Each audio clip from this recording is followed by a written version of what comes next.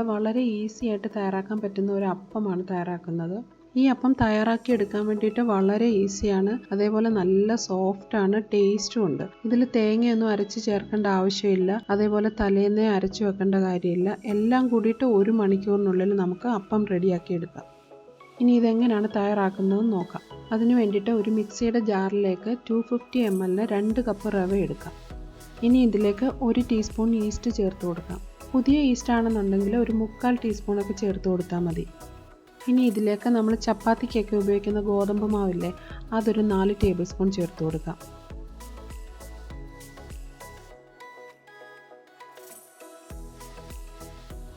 ഇനി ഇതിലേക്ക് പഞ്ചസാരയാണ് ചേർത്ത് കൊടുക്കുന്നത്. ഞാനിവിടെ 2.5 ടേബിൾ സ്പൂൺ പഞ്ചസാര ചേർക്കുന്നുണ്ട്. മധുരം കുറച്ച് കൂടുതൽ വേണമെന്നുണ്ടെങ്കിൽ 3 ടേബിൾ സ്പൂൺ വരെ ചേർക്കാം. ഇനി ഇതെല്ലാം കൂടെ നന്നായിട്ടൊന്ന് ഇളക്കി യോജിപ്പിക്കാം.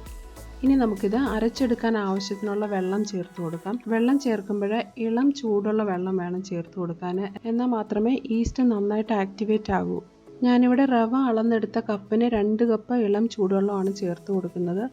അത് നമ്മൾ അരച്ചെടുക്കുമ്പോൾ അപ്പത്തിനൊക്കെ അരയ്ക്കുന്ന ആ ഒരു കൺസിസ്റ്റൻസിയിൽ വേണം അരച്ചെടുക്കാൻ. അപ്പോൾ കുറച്ച് വെള്ളം കൂടെ കൂടുതലായിട്ട് വേണമെന്നുണ്ടെങ്കിൽ അപ്പോൾ ചേർത്ത് കൊടുക്കണം. ഇതിൽ വെള്ളം ചേർത്ത് കൊടുക്കുമ്പോൾ ഇതേപോലെ ഇളക്കി യോജിപ്പിച്ചുകൊണ്ട് വേണം വെള്ളം ചേർക്കാനായിട്ട്. അപ്പം നമുക്ക് മനസ്സിലാകും എത്രമാത്രം വെള്ളം ആവശ്യമായിട്ടുണ്ടെന്ന്. റവ ആയതുകൊണ്ട് കുറച്ച് വെള്ളം ഒന്ന് അബ്സോർബായിട്ട് കുറച്ച് കട്ടിയായിട്ടിരിക്കും. 2 കപ്പ് വെള്ളം ചേർത്തപ്പോൾ ഇതാ ഈ ഒരു കട്ടിയിലാണ് കിട്ടിയേക്കുന്നത്. ഇനി നമുക്കിത് നന്നായിട്ടൊന്ന് അരച്ചെടുത്തിട്ട് വരാം. ഇപ്പം ഞാൻ നല്ല സ്മൂത്തായിട്ട് അരച്ചെടുത്തിട്ടുണ്ട്. ഇതാ ഈ ഒരു കൺസിസ്റ്റൻസിയിലാണ് കിട്ടിയിരിക്കുന്നത്. ഇനി നമുക്കിത് മറ്റൊരു പാത്രത്തിലോട്ട് മാറ്റാം. ഞാൻ ആ മിക്സിയുടെ ജാറിലേക്ക് 1/2 കപ്പ് വെള്ളം കൂടെ ചേർത്തിട്ട് ഒന്ന് കഴുകി എടുത്തതുകൂടെ ചേർത്തിട്ടുണ്ട്. ഇനി നമുക്ക് ഇതിലേക്ക് ആവശ്യത്തിനുള്ള ഉപ്പ് കൂടി ചേർത്തിട്ട് നന്നായിട്ട് ഇളക്കി യോജിപ്പിച്ച് 1 മണിക്കൂർ ഫെർമെൻറ്റ് ചെയ്യാൻ വേണ്ടിയിട്ട് മാറ്റി വെക്കാം. നല്ല ചൂടുള്ള ക്ലൈമറ്റിലാണെങ്കിൽ 1/2 മണിക്കൂർ മുതൽ 1 മണിക്കൂറിനുള്ളിൽ നല്ലതായിട്ട് ഫെർമെൻ്റ് ആയിട്ട് കിട്ടും.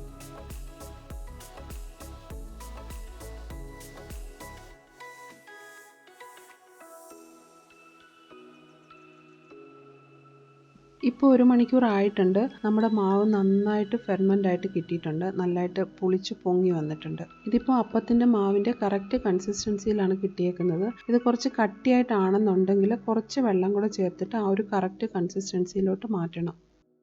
ഇനി ഒരു ദോശപ്പാൻ അടുപ്പിൽ വെച്ചിട്ട് ചൂടാകുമ്പോൾ കുറച്ച് എണ്ണ തൂത്ത് കൊടുക്കാം. ഇപ്പോൾ ദോശപ്പാൻ ചൂടായിട്ടുണ്ട്. ഇതിലേക്ക് 1 തവി മാവ് ഒഴിച്ചിട്ട് അധികം പരത്താതെ എടുക്കാം.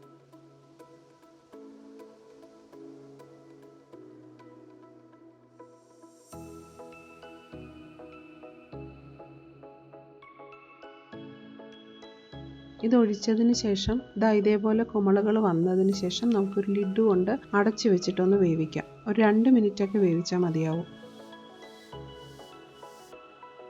ഇപ്പോൾ 2 മിനിറ്റ് ആയിട്ടുണ്ട്. നമ്മുടെ അപ്പം നന്നായിട്ട് വെന്ത് വന്നിട്ടുണ്ട്. കാണുമ്പോൾ തന്നെ അറിയാമല്ലോ എത്രമാത്രം സോഫ്റ്റ് ആണെന്നുള്ളത്. ഇത് തിരിച്ചിടേണ്ട ആവശ്യമില്ല, നന്നായിട്ട് കുക്കായിട്ടുണ്ട്. ഇങ്ങനെ തന്നെ എടുക്കാവുന്നതാണ്. ഇതാ ഈ അപ്പത്തിൻ്റെ ബാക്ക് സൈഡ് ഞാനൊന്ന് കാണിച്ചു തരാം. നല്ല ബ്രൗൺ കളറിൽ മൊരിഞ്ഞ് വന്നിട്ടുണ്ട്, അതേസമയം നല്ല സോഫ്റ്റായിട്ടും ഉണ്ട്. ഇത് കാണുമ്പോൾ തന്നെ നമുക്ക് മനസ്സിലാവുമല്ലോ എത്ര സോഫ്റ്റ് ആണെന്നുള്ളത്. ഇതിൻ്റെ ബാലൻസ് മാവുണ്ടെങ്കിൽ അടുത്ത ദിവസം ചുട്ടെടുക്കുമ്പോൾ നല്ല സോഫ്റ്റ് ആയിട്ടിരിക്കും. ഇനിയിപ്പോൾ അപ്പം ചുട്ടത് തന്നെ എക്സ്ട്രാ ആയിട്ടുണ്ടെങ്കിലും അടുത്ത ദിവസത്തേക്ക് നല്ല സോഫ്റ്റായിട്ട് തന്നെ ഇരിക്കും. നമുക്ക് വീട്ടിലൊക്കെ വേഗം ഒരു ഗസ്റ്റ് വരുവാണെങ്കിൽ ഉണ്ടാക്കാനും, അല്ലെങ്കിൽ തലേദിവസം അരി അരച്ച് വെക്കാൻ മറന്നു പോയെങ്കിലൊക്കെ തയ്യാറാക്കാൻ വേണ്ടിയിട്ട് വളരെ ഈസി ആയിട്ടുള്ള ഒരു റെസിപ്പിയാണിത്. ഇപ്പോൾ നമ്മുടെ ഈസി ആൻഡ് ടേസ്റ്റി ആയിട്ടുള്ള അപ്പം റെഡി ആയിട്ടുണ്ട്. ഇത് നമ്മൾ സാധാരണ വെള്ളയപ്പവും പാലപ്പവും ഒക്കെ കഴിക്കുന്നത് പോലെ ചിക്കൻ സ്റ്റൂ, വെജിറ്റബിൾ സ്റ്റൂ ഒക്കെ കൂട്ടി കഴിക്കാവുന്നതാണ്.